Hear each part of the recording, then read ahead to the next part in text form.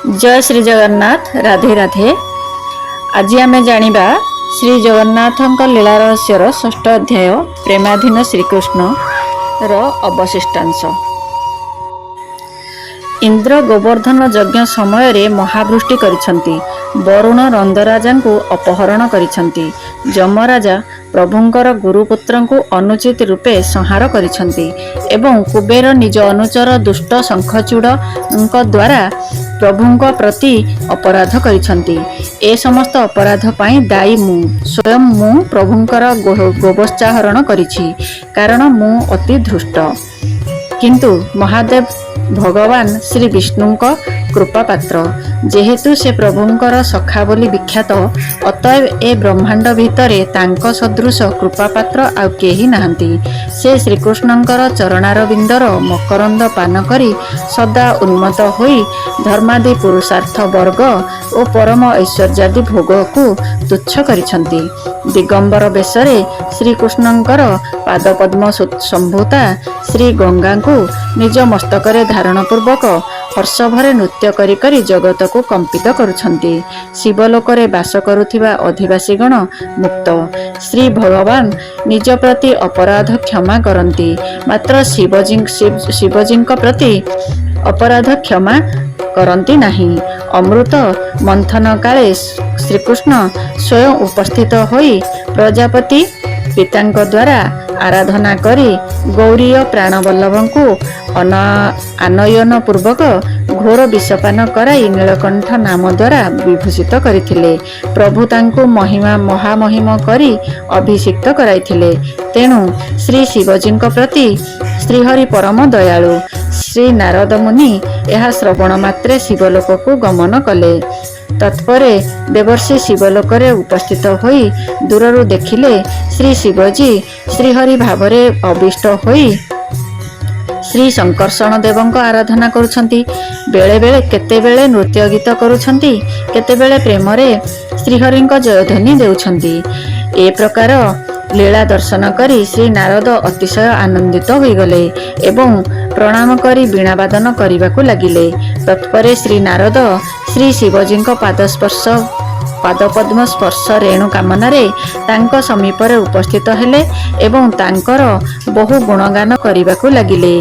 श्री नारद कहिले, आपण श्रीकृष्णंकर अतिशय प्रिय, सुतरां आपणଙ୍କ निकटरे प्रभुंक प्रति अपराधर कौनसी अवकाश नहीं। वैष्णव द्रोही गर्गतनय प्रभृति कठिन तपस्यादि द्वारा आपणଙ୍କର आराधना करिथिले। आपण सेमानंकु वरदान करिनाहंती, किंतु चित्रकेतु प्रभृति व्यक्तिगण आपणଙ୍କ निंदा करिले मध्य आपण सेमानंक प्रति कौनसी कोप प्रकाश करिनाहंती। आहो आपणଙ୍କ निकटरे ब्रह्मादि दुष्प्राप्य ऐश्वर्य रहिले मध्य आपण सकल ऐश्वर्य सुख अनादर करी अवधूत करी दिगंबर होई रहउछंती। आपणଙ୍କ सदृश केही व्यक्ति कौन निज पत्नी सहित निज गणଙ୍କ सह परिवृत होई विष्णु भक्ति रे आविष्ट होई महा उन्मादग्रस्त व्यक्ति सदृश भावे भावावेश नृत्य करि पारंती। अद्य मु आपणଙ୍କର आदृत भगवत भक्ति लंपट दर्शन कली। अतएव आपण ही श्रीकृष्णंकर परम प्रिय पात्र अटंती। श्री नारद मुनिंकर ए वाक्य श्रवण करी श्री शिवजी कर्णरे हस्त आच्छादन पूर्वक निम्नमते कहिबाकू लागिले। हे नारद मुनि, मो प्रति जदि श्रीहरिंकर लेश मात्र कृपा थांता, ताहेले पारिजात हरण उषाहरण समय रे आम सहित प्रभुंकर कौन युद्ध होइथांता, किंतु प्रभु कौन मते कहिथांते, तुमे कल्पित भाष्य ओ तंत्र समूह द्वारा लोक सकल को मोर विमुख कर। अतएव तुमे किपरि मते प्रशंसा करुछ? एही प्रशंसा कर्णपीड़ादायक अटे। अतएव हे श्रीकृष्ण पार्षद श्रेष्ठ नारद, आमको श्रीकृष्णंकर कृपा पात्र बोली मने करना। वैकुंठवासी भक्तगण ही प्रभुंकर कृपा सारभाजन, जेउ माने सर्व आशा त्याग करी भक्ति सहकारे प्रिय श्रीहरिंक आराधना करंती, ଏବଂ ଯେଉଁମାନେ ସକଳ ଅଭିମାନ ପରିତ୍ୟାଗ କରି ସମସ୍ତ ଭୟବର୍ଜିତ ଗୁଣାତୀତ ସଚ୍ଚିଦାନନ୍ଦ ସ୍ୱରୂପ ଶ୍ରୀ ବୈକୁଣ୍ଠ ପଦପ୍ରାପ୍ତ ହୋଇଛନ୍ତି। ଅହୋ ବୈକୁଣ୍ଠ ଲୋକର ଅଧିବାସୀଙ୍କ ପ୍ରତି ଯେପରି କାରୁଣ୍ୟ ମହିମା ନିରନ୍ତର ବିରାଜ କରେ, ତାଦୃଶ୍ୟ କାରୁଣ୍ୟ କି ଅନ୍ୟ କୌଣସି ସ୍ଥାନରେ ଦେଖିବାକୁ ମିଳେ? ସେ ବୈକୁଣ୍ଠରେ ମହାନନ୍ଦରେ ନିରନ୍ତର ପ୍ରଭୁଙ୍କ ନାମ ସଂକୀର୍ତ୍ତନ ରୂପ ପ୍ରେମାମୃତ ବହନଶୀଳ। ବିବିଧ ଭଜନ ବ୍ୟତିରେକ ଅନ୍ୟ କୌଣସି ଚେଷ୍ଟା ନାହିଁ। ଅତଏବ ବାସୀଗଣଙ୍କ ପ୍ରଭୁଙ୍କର ଅତୀବ ପ୍ରିୟ।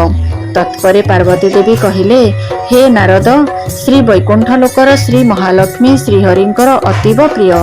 ଯେହେତୁ ସେ ତାଦୃଶ ବୈକୁଣ୍ଠ ଓ ବୈକୁଣ୍ଠବାସୀ ଗଣଙ୍କର ଈଶ୍ୱରୀ, ଯାହାଙ୍କର କଟାକ୍ଷରେ ଲୋକପାଳଗଣ ବିଭୂତି ପ୍ରାପ୍ତ ହୁଅନ୍ତି ଏବଂ ଯାହାଙ୍କ ଅନୁଗ୍ରହ ଫଳରେ ତାଦୃଶ ଜ୍ଞାନ ବୈରାଗ୍ୟ ଓ ସିଦ୍ଧିଲାଭ ହୁଏ, ଏହି ମହାଲକ୍ଷ୍ମୀ ଶ୍ରୀ ଭଗବାନଙ୍କର ରମଣୀୟ ବକ୍ଷସ୍ଥଳରେ ବାସ କରିଥାନ୍ତି। ଏହା ଶ୍ରବଣ କରି ଶ୍ରୀ ନାରଦ ବୈକୁଣ୍ଠବାସୀ ବୈକୁଣ୍ଠେଶ୍ୱରୀଙ୍କର ଜୟଧ୍ୱନି ଦେଇ ବୈକୁଣ୍ଠ ଲୋକକୁ ଗମନ ନିମିତ୍ତ ଉଦ୍ୟତ ହେଉଥିବା ସମୟରେ ଶ୍ରୀ ଶିବାଜୀ କରଯୋଡ଼ି କହିଲେ, ହେ ନାରଦ, ଶ୍ରୀକୃଷ୍ଣଙ୍କର ପ୍ରିୟଜନ ଦର୍ଶନର ଉତ୍ସୁକବଶତଃ ତୁମର ସ୍ମୃତି କ'ଣ ବିଲୁପ୍ତ ହୋଇଛି କି? ତୁମର କ'ଣ ସ୍ମରଣ ନାହିଁ ଯେ ଭଗବାନ ଶ୍ରୀକୃଷ୍ଣ ପୃଥିବୀ ଅନ୍ତର୍ବର୍ତ୍ତୀ ଦ୍ୱାରକାପୁରରେ ବାସ କରୁଛନ୍ତି? ମନେ ରଖନ୍ତୁ, ଦ୍ୱାରକାରେ ରୁକ୍ମିଣୀଙ୍କୁ ସ୍ୱୟଂ ମହାଲକ୍ଷ୍ମୀ ବୋଲି ଜାଣିବେ। ମାତ୍ର ହେ ନାରଦ, ଏହି ସ୍ଥାନରେ ଉପବେଶନ କର। ମୁଁ ଧୀରେ ଧୀରେ ଗୋପନରେ ତୁମର କର୍ଣ୍ଣରେ ଗୋଟିଏ ରହସ୍ୟ କଥା କହିବି। ତୁମେ ପରମ ଶ୍ରଦ୍ଧାର ସହିତ ତାହା ଶ୍ରବଣ କର। ହେ ନାରଦ, ମୁଁ ତୁମର ଗୁରୁଭ୍ରାତା ଓ ପାର୍ଶ୍ୱବ। ମହାଲକ୍ଷ୍ମୀଙ୍କ ଠାରୁ ଶ୍ରୀକୃଷ୍ଣଙ୍କର କୃପାପାତ୍ର ବୋଲି ଏ ଜଗତରେ ପ୍ରହ୍ଲାଦ ହିଁ ପ୍ରସିଦ୍ଧ। ଅତଏବ ପ୍ରହ୍ଲାଦ ହିଁ ଶ୍ରୀକୃଷ୍ଣଙ୍କର ଶ୍ରେଷ୍ଠ ଭକ୍ତ। ତୁମେ କ'ଣ ଭଗବତ ବଚନ ବିସ୍ତୃତ ହୋଇଛ କି? ଅର୍ଥାତ୍ ଭଗବାନ କହୁଛନ୍ତି, ମୁଁ ଯେଉଁମାନଙ୍କର ପରମ ଗତି, ସେହି ସକଳ ସାଧୁଗଣଙ୍କ ବ୍ୟତୀତ ମୁଁ ନିଜର ଶ୍ରୀମୂର୍ତ୍ତିକୁ ଏବଂ ଅତ୍ୟନ୍ତ ପ୍ରିୟ ଲକ୍ଷ୍ମୀଙ୍କୁ ମଧ୍ୟ ସ୍ପୃହା କରେ ନା। ସେହି ସକଳ ଭକ୍ତ ମଧ୍ୟରେ ପ୍ରହ୍ଲାଦଙ୍କର ଭାଗ୍ୟ ତର୍କର ଗୋଚର। ଅତଏବ ହେ ନାରଦ, ତୁମେ ଶୀଘ୍ର ସୁତଳ ଲୋକକୁ ଗମନ କର। ଏହା ଶ୍ରବଣ ମାତ୍ରେ ଶ୍ରୀ ନାରଦ ମୁନି ଅତିଶୟ ଆଶ୍ଚର୍ଯ୍ୟ ହୋଇ ଶ୍ରୀ ପ୍ରହ୍ଲାଦଙ୍କ ଦର୍ଶନ ନିମିତ୍ତ ସୁତଳ ଲୋକକୁ ଗମନ କଲେ।